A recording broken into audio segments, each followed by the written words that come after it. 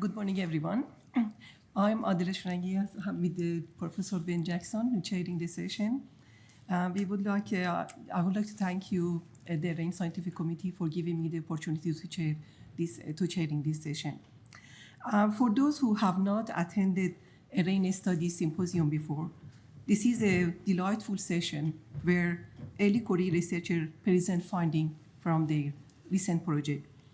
We have 6 presenters today, and 2 we will award the $750 who have been generously provided by the RAIN Medical Research Foundation. The RAIN Foundation has been long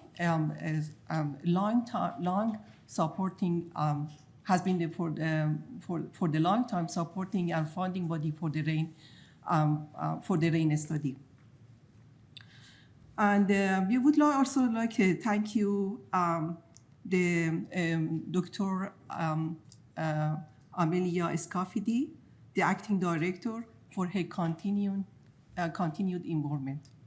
And we are now delighted to welcome the first student researcher, Catherine von Felten, who is a senior physiotherapist at Fitrite HQ Applecross. She is studying a Master of Clinical Physiotherapy in the area of the continence and pelvic health from the Curtin University. The topic of presentation is profiling relationships between the pelvic pain, bothersomness, abdominal pain, and gastrointestinal symptoms in young females. Welcome, Catherine.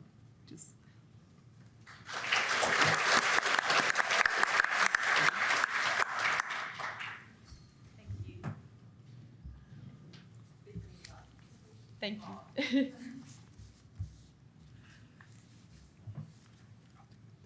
Good morning, everyone. My name is Catherine von Felten. I'm a senior physiotherapist, and I work in the intersect between musculoskeletal pain and pelvic health. Today, I'll be talking to you about profiling the RAIN on pain in young females. I'd like to acknowledge the team behind me. As you can see in front of us here, I won't mention them all by name right now. And I'd also like to acknowledge the traditional owners of the land that we meet upon today, the Whadjuk Noongar people. Pelvic pain, abdominal pain, and gastrointestinal symptoms are some of the most common complaints of young women visiting healthcare providers in Australia. Features of pelvic pain, abdominal pain, and gastrointestinal symptoms can often be recurrent and coexist with reduced physical and mental well-being. These symptoms may impact multiple body systems and create a different lived experience for each person. Some conditions may have a specific diagnosis, such as endometriosis or irritable bowel syndrome, which may help to direct management. However, even these known conditions can have quite a lag when it comes to finding a diagnosis. And then there's the whole other myriad of conditions that may not necessarily have a specific diagnosis, which can again add to further difficulty and uncertainty when it comes to directing management. This can impact and influence a person's quality of life with reduced work, study, and social participation. It can also have subsequent economic and societal burden. Our study is looking to profile the relationships between pelvic pain bothersomeness at 22 years of age and abdominal pain and gastrointestinal symptoms at 17 years of age in young females from the RAIN study. We conducted a cross-sectional observational study of 584 participants. We used data gathered from the second-generation RAIN study participants with females at 17 and at 22 years of age. Our results showed that gastrointestinal symptoms of having a firmer stool, vomiting, nausea, and using laxatives for constipation at 17 years were meaningfully associated with pelvic pain bother at 22. Having reduced emotional well-being or diagnosed anxiety or depression at 17 or 22 were also associated with increased pelvic pain bother at 22 years. Other factors, like being a smoker, having reduced or poor quality sleep, living with or being married to a partner, also showed an increased prevalence of pelvic pain bother at 22. A limitation of our study was that measures for abdominal pain and gastrointestinal symptoms were taken at 17 years. However, pelvic pain bother measures were taken at 22 years. Our study helps, future research would benefit from data being collected at multiple time points. Our study helps to profile those with abdominal pain, gastrointestinal symptoms, and pelvic pain bothersomeness. It alerts clinicians to the potential for ongoing and impactful symptoms. This may allow... Excuse me, just... Oh, sorry. You have time, 30 minutes. Oh, okay. 30 seconds. Oh, sorry. Thank you. This may allow for multidisciplinary referral and diagnostics to empower young women despite their symptoms and improve their quality of life. Thank you.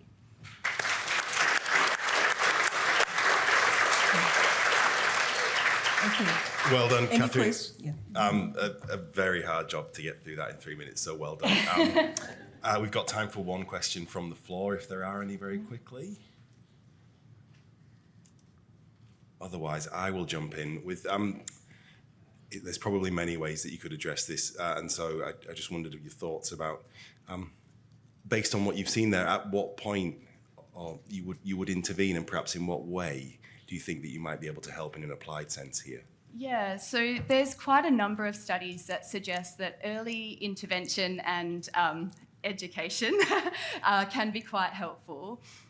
But as we see in a lot of the profiles of a lot of, even for example with endometriosis, each person's symptoms are so varied. And so that's where getting that targeted management, having a really in-depth assessment from the beginning and getting to have an idea of what these people are actually experiencing can then help to individualise care. So I guess as early as possible, and that's where having early signposts or flags can be helpful in that clinically. Super, thank you. Well done again. Thank you.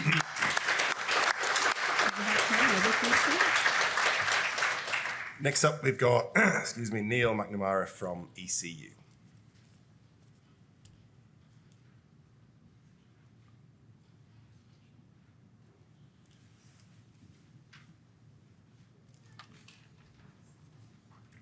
Thanks, Neil. All right. I want you to take a moment to think about how many vegetables you ate yesterday.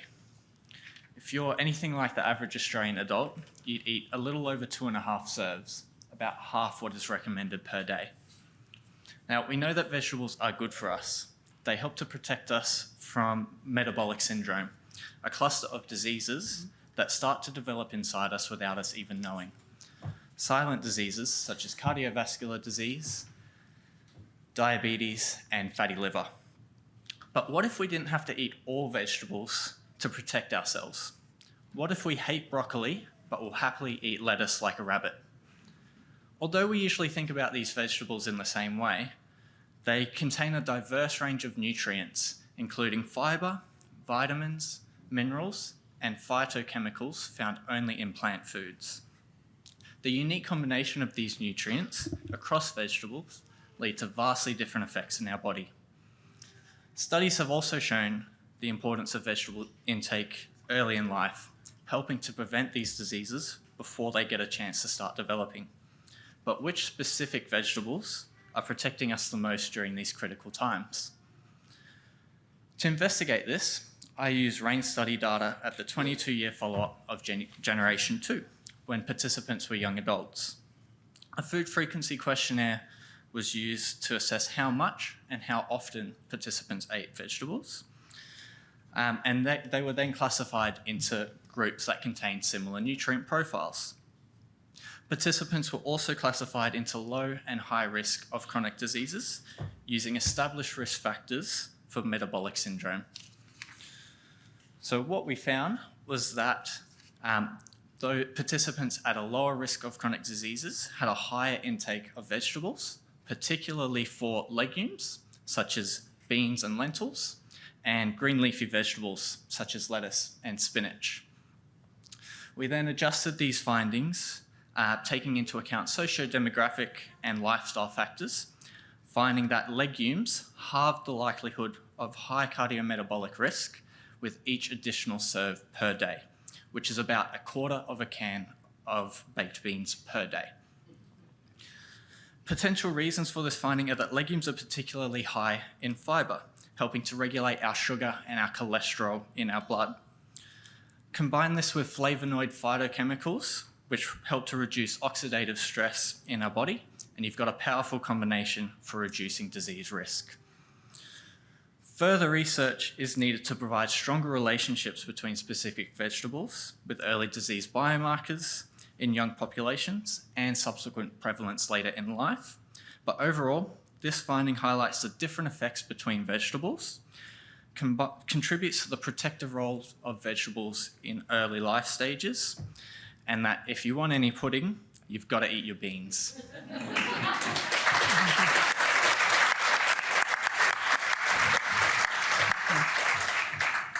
Thank you, Neil. By my reckoning, that was 3 minutes, 10 seconds. Very well done. Are there any questions from the floor? Up at the back there. This might be outside the scope of your research, but with the rise of plant-based diets and kind of legumes which are highly processed, does that impact the nutritional profile of those vegetables? Is it better to eat them in as unprocessed a state as possible? That wasn't in the scope of this particular study, but I would imagine that, if it depends on the processing level and what specifically has been done in that processing. If the processing takes out things like the fibre in the legumes, then that can take away potentially from some of the effects of it. But in something like baked beans, where you're just adding a sauce to it, you've still got that whole legume in there that would provide some benefit to it. Thank you, Neil. Thanks very much, Neil. I need your help because the middle one of our three at home asked for Tim Tams for breakfast this morning. So we need to speak after that. Well done again. Okay, thank you. We are now welcome Karen Forlane, who is a master's student at University of Western Australia. And her topic of the research is child social emotional well-being and academic achievement, an interrogation of the longitudinal parental and teaching reports. Welcome.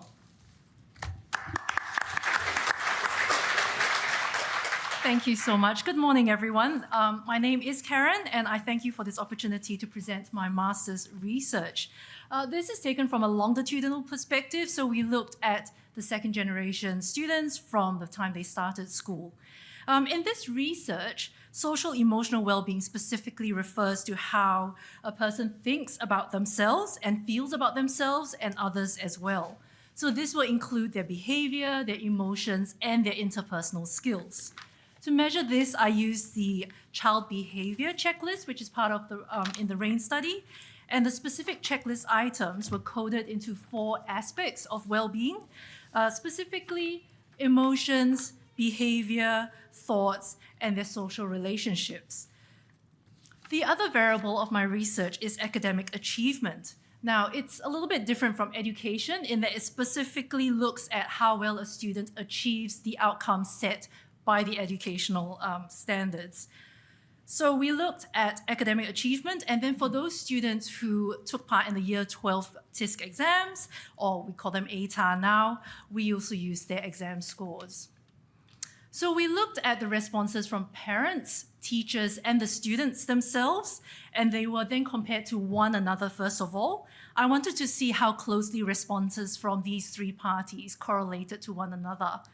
Interestingly, there was a moderate relationship, which suggests that there is some noticeable correlation. However, it is not a very strong relationship. So based on these results, we decided to use the responses from parents, teachers, and students separately and analyze them separately rather than amalgamating them into one big model. I also compared the parents' perspective of social emotional well-being with the academic perspective from teachers, just to see how well that's related. We thought that this hybrid model of looking at parents and teachers for these two different variables provided the best insight for the student. So after analyzing all the data from the different respondents as well as this hybrid model, we found that there was no significant correlation between social emotional well-being as a whole when compared to academic achievement.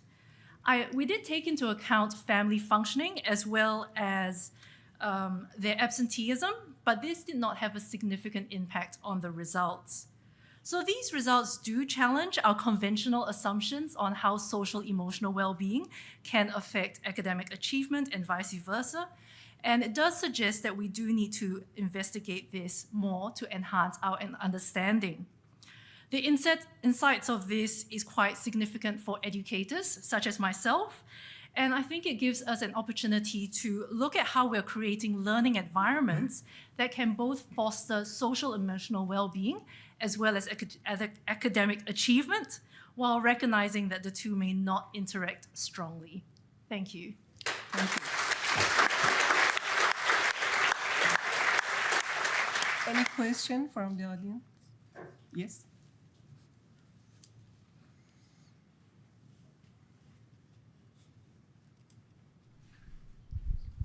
Thank you. Laurie Balin, that's fascinating, and it does raise the question as to whether the ATAR is really perhaps the endpoint that we should be looking for in the future, rather than other forms of achievement in life. And of course, we now have that opportunity with the young adults being in their early 30s to see what they actually get up to later. Yeah, absolutely. So it is interesting and admittedly academic, and that's why I focus on academic achievement rather than lifestyle and success, because that's quite different. We recognize that academic achievement is one aspect of a successful person, and this gives us objective data, but we didn't have a chance to look at further along the track, which I think is hugely important. Thank you very much. Thank you.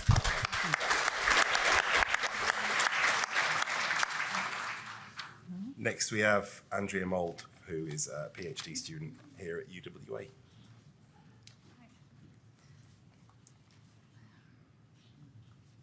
Okay, thank you for the opportunity to share with you the preliminary data from an ultrasound perspective of the follow-up 33 range study.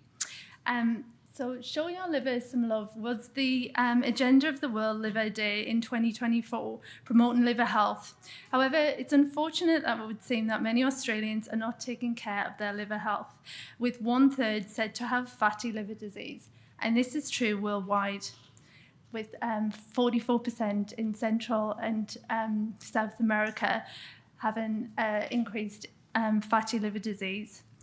The liver has been described as the unsung hero, and it really truly is. It performs over 500 crucial functions, filtering toxins and aiding metabolism.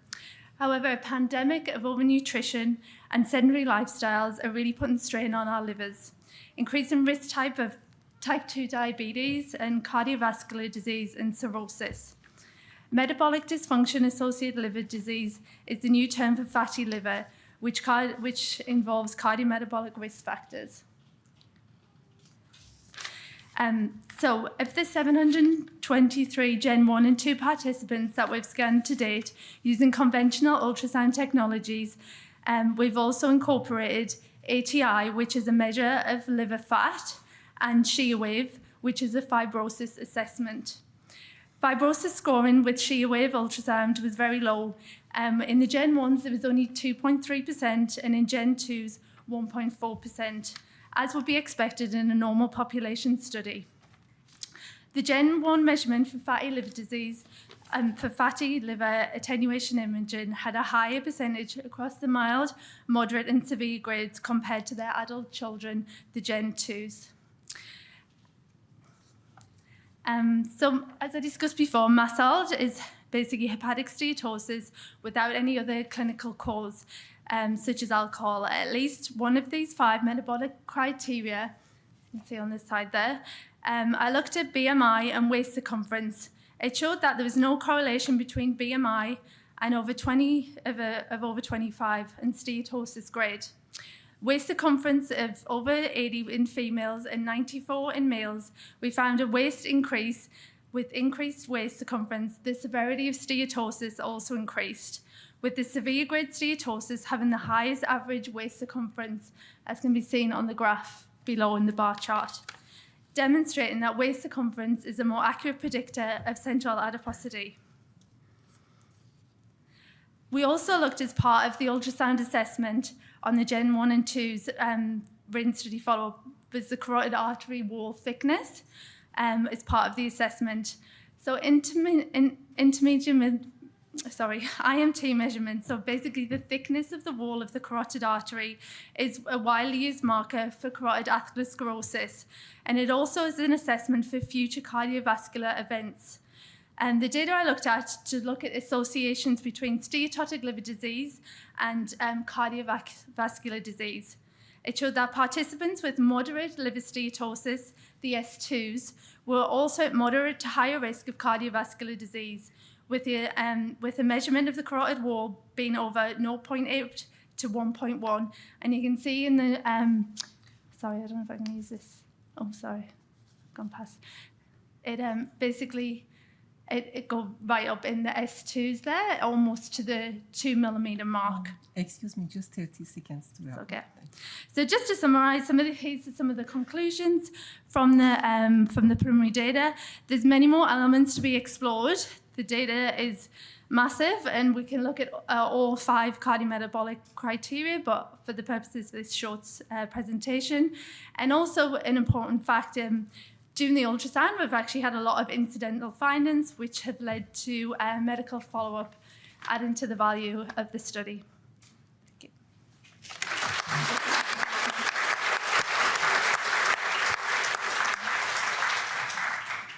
Thank you, Andrew. We've got time for a question from the floor, if there is one, right up at the back there. Sorry, there were a few hands. That was the first one I saw.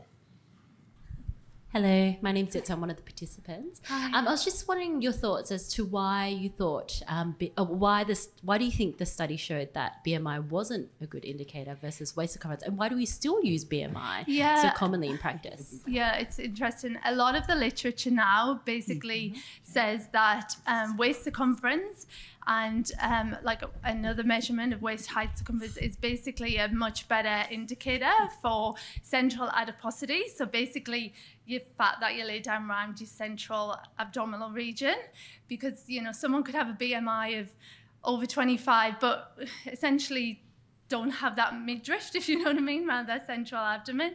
And it's that's the important factor with the cardiometabolic sort of disorders, problems that people incur. Thank you very much. Okay, thank you so much. We would now like to welcome T. Woodward, a Master of Nutrition and Dietetics, a student at Edith Cowan University. The title of presentation is The Association Between Dairy Milk Consumption and the likelihood of the depression symptoms in young adults. Welcome.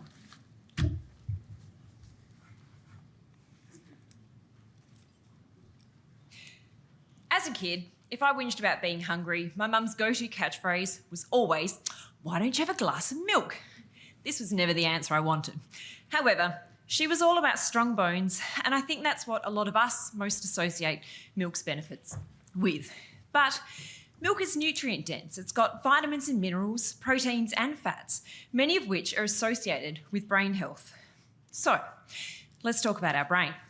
In WA, our most recent health and wellbeing report found that 10.4% of 16 to 44-year-olds had been diagnosed with depression within the past 12 months. Now, scientists are yet to work out the exact mechanisms of depression. There appear to be a number of different pathways involved that interconnect, such as oxidative stress, inflammation, HPA function, gut-brain axis, to name a few. So, back to our glass of milk. Now, the majority of the nutrients listed behind me here have been linked in some way to these pathways. Calcium helps with serotonin synthesis and is involved in neuronal functioning. Tryptophan we need for the production of serotonin. Zinc is needed for neurogenesis and promotes antioxidant effects. B12 reduces homocysteine levels and has been shown to decrease depressive symptoms. Omega-3s may ameliorate inflammation. Butyric acid impacts our gut-brain axis. You get the idea. Admittedly, there's not a huge amount in this glass of milk, but we wanted to see if the cumulative effects of all these nutrients would lead to an association with whether or not someone had depressive symptoms. We used data from Gen 2 at their 20-year follow-up, and we looked at total milk intake, full cream milk, reduced fat and skim, and then also soy. So you can see here the average amount of milk drunk per day was really similar for participants, whether or not they had depressive symptoms. So what did we find? Now, the orange dotted line here represents an odds ratio of 1, which, put simply, means absolutely no association. Notice the total milk intake dot sits bang on that line. We found the amount of milk drunk has no association with whether participants had depressive symptoms or not. Now, this does contradict previous findings. Then we looked at the type of milk participants drank, and it was the same, no association, which again contradicts other studies conducted in Japan and the US who had varying associations. The other black dots you can see here were variables that we accounted for in the modelling. Now, although sex and education had slightly higher odds, they weren't statistically significant. However, the only one which was statistically significant was smoking, showing that smokers were 2.4 times more likely to have depressive symptoms than non-smokers, irrespective of the milk intake. So, what does this mean? It means that we found there is no link between how much or what type of milk and depression. So if this is making you cry, it's got nothing to do with this morning's latte.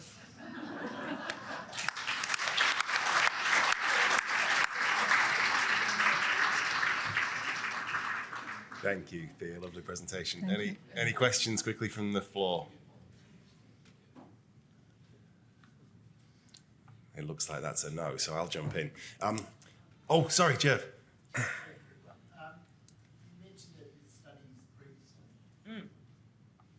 There are several microphones heading your way, Jeff. It's just which one gets there first.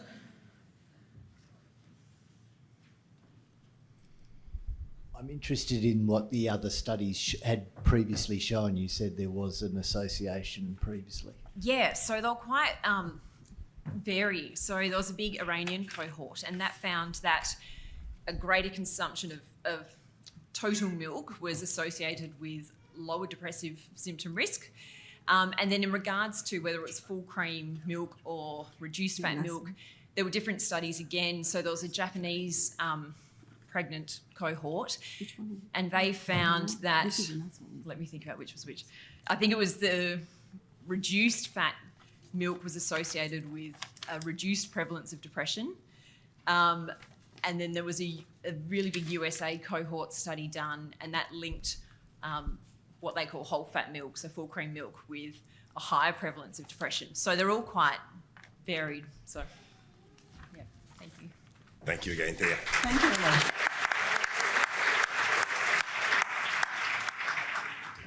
We would now come to the final presentation, and we would like to welcome to Dr. Kelly Sampson from the Murdoch University.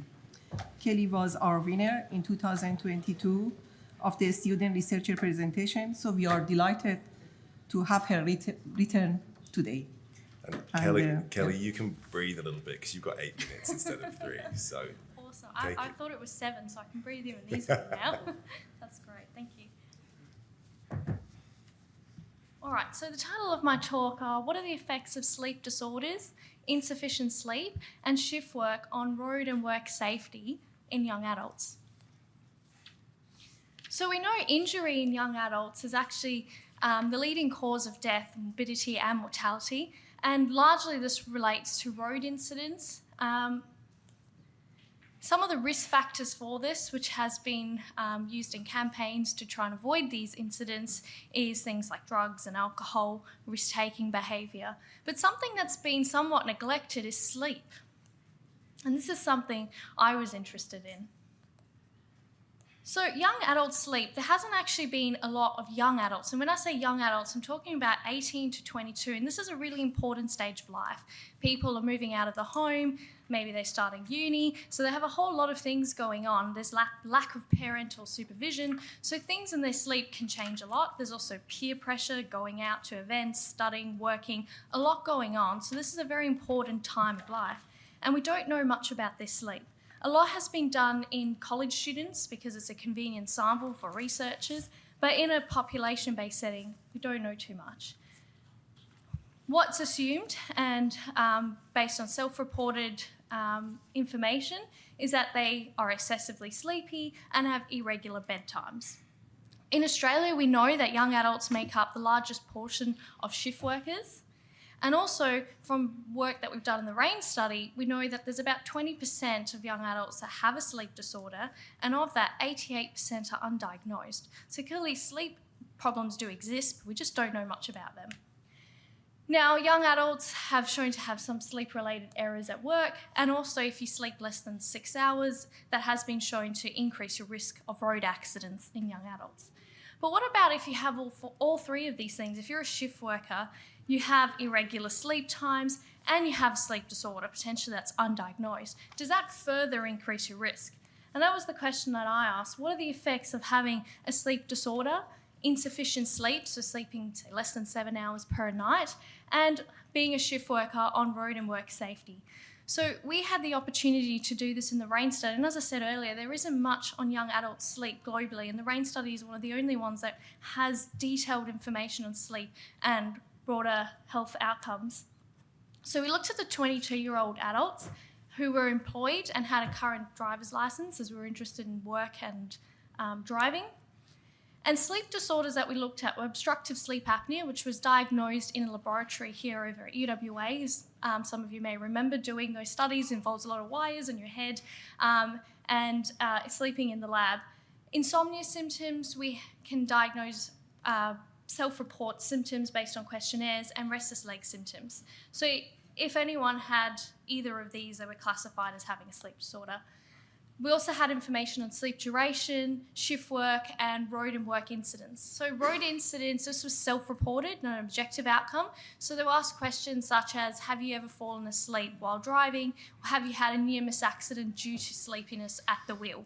And also at work, have you ever fallen asleep on the job? Or have you had an incident at work that's required medical attention?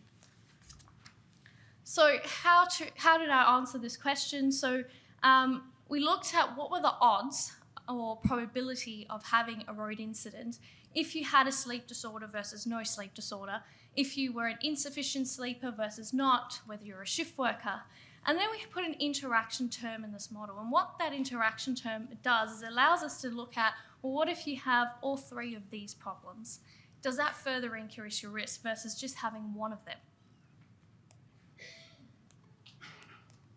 Sorry. So now we know that we're looking at people with no sleep disorder versus sleep disorder, and there can be obviously lots of differences between people that could also increase the risk of accidents. For example, number of health problems. If people with sleep disorders have, say, more health problems, that might also increase their risk of incident, traffic incidents or falling asleep at work. Also, we know males are more risk-taking, so if it's just by chance that we have more males on the one side, that could also be influencing the results. Alcohol consumption, we know, can also relate to incidents. How many kilometres you drive. Chronotype, which is whether you're a morning or an evening person. If you're an evening person, you're having to wake up early to get to work. Your driving early in the hours of the morning is probably not going to be as great as driving at another time in day. And work hours. The more you work, more sleepy you are, the probably more likely you are to fall asleep at the wheel. So these characteristics, which could also influence accidents, we accounted for this in the model by creating a weight. And we did this for people with sleep disorders, no sleep disorder, shift workers, and people with insufficient sleep. And we add this weight into the model. So this allows us to account for all these other things. So really we're trying to isolate the effect of the sleep disorder on incidents. So we had 439 people that had complete data. They were all roughly 22 years of age. There was 47% male, 26% reported shift work, 19% had a clinical sleep disorder, 13% were sleeping less than the recommended 7 hours, and self-reported sleepiness was about 11%. So looking at road safety, there was about 16% that reported falling asleep behind the wheel. And when we looked at this in a model, we didn't look at interactions in this model because there wasn't enough cases, but insufficient sleep increased the odds of falling asleep behind the wheel by 129%. And when we looked at near-miss accidents due to sleepiness, there was 23%, if I can read that correctly from here. And we looked at additive interactions. So as I said, we had that interaction term in the model. And what we found with this is that if you have a sleep disorder and you're a shift worker and you have insufficient sleep, that further increases your risk than any of those effects alone on having a near-miss accident due to sleepiness. And looking at work safety, 11% of people reported falling asleep on the job. And there was strong evidence of interaction between having a sleep disorder and being a shift worker. So if you had all three of those, your risk was far greater than not having any of those problems or just having one of those sleep-related problems. And accidents at work, there was about 11% that had reported an accident at work, but this wasn't associated with any of our sleep variables and rodent workplace incidents. Now, this sample's quite modest. There was 400 people, so obviously we need to do bigger studies, but this is an important piece to start the conversation of sleep in young adults in road and work safety, because we know that injuries are the leading cause of death in this demographic, and so there needs to be more research in sleep. So this work that we've done on the RAIN study is really one of the first in the world to have a look at all three of these sleep disrupting factors and how that relates to road and work safety. So in summary, sleepiness on the road and in the workplace is common, and sleep disorders, insufficient sleep and shift work jointly increase the risk of near-miss sleep-related accidents on the road. And a combination of sleep disorders and shift work were at the highest risk of falling asleep on the job. So we need strategies to identify multifactorial causes of poor sleep in young adults to improve road and work safety outcomes in this demographic. Lastly, I would just like to acknowledge all the RAIN study participants and all the wonderful people that I work with across Murdoch and Flinders University. Thank you.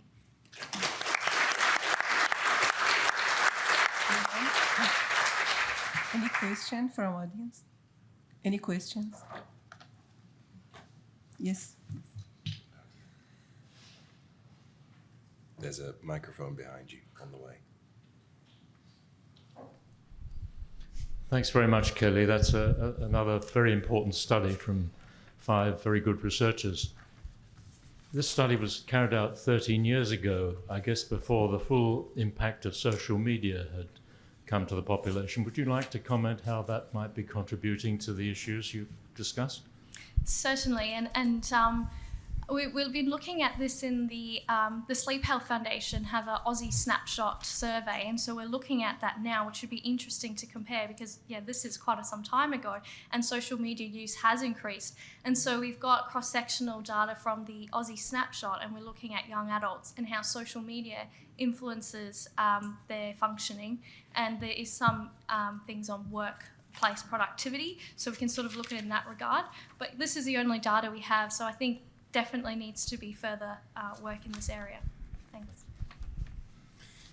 We'd better call it there because we're tight on time, but thank you again. Very well done.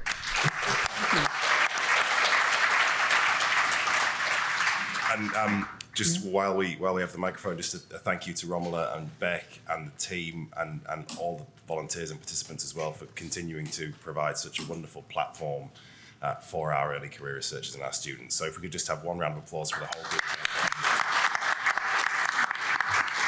I appreciate everyone's engagement and contribution. Thank you. Thank you, Adelaide and Ben.